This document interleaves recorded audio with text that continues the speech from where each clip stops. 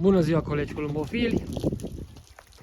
În sfârșit am ajuns la final cu construirea crescătoriei.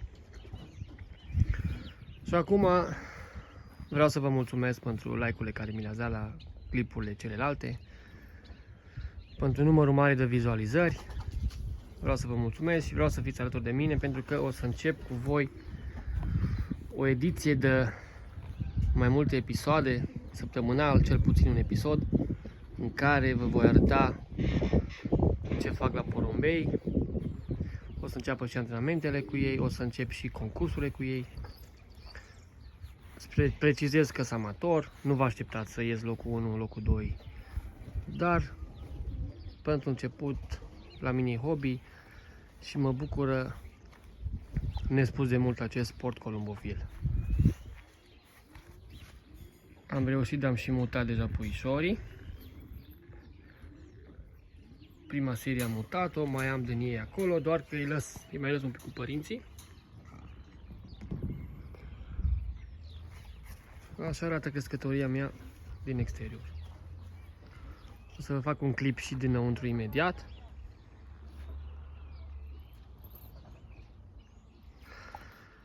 Am la ea 4 compartimente. Primul de acolo e compartimentul de zburători.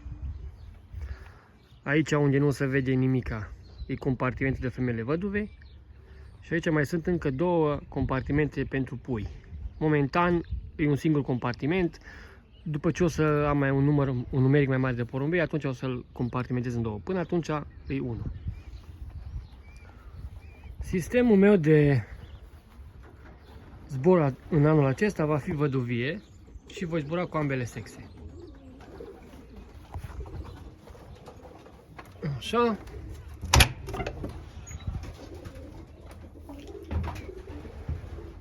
Aici vor fi femelele. Aici o să vină ușă închisă. Iar aici sunt masculii.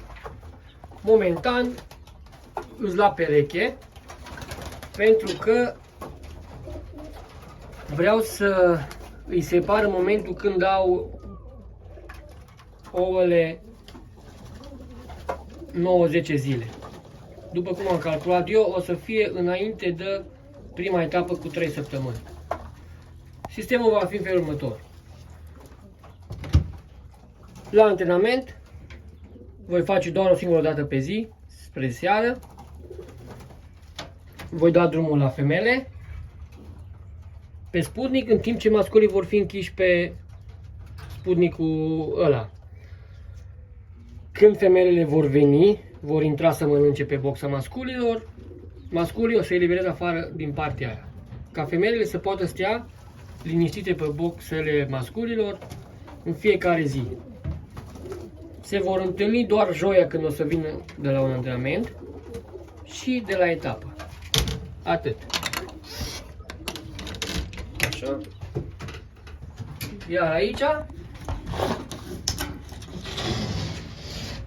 aici sunt puișorii. Mi-am comandat și odihnitor, dar nu au venit. Momentan am zis că le pun asta să fie provizoriu pentru ei. Partea dinspre câine va veni închisă cu policarbonat. Nu-i curent, dar nu vreau să îi țin în curent.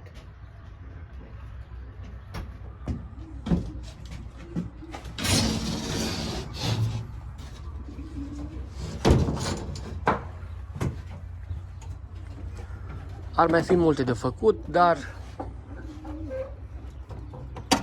un sistem standard de columbofilie amator, eu zic că pot să încep să-i dau drumul. Momentan zburătorii la o baie.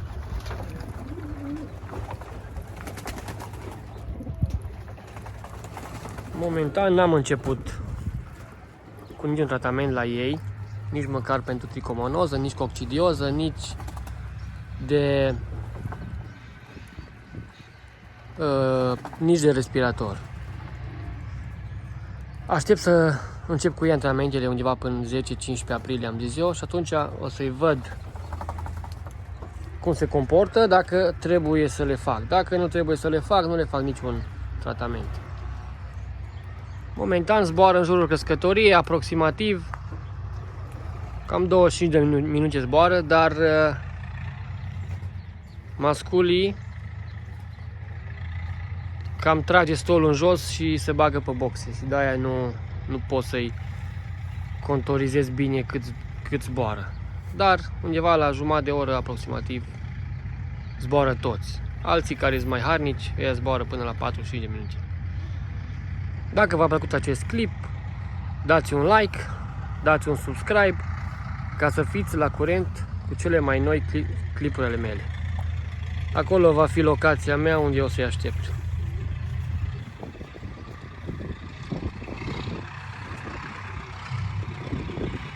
Așa arată grădina mea.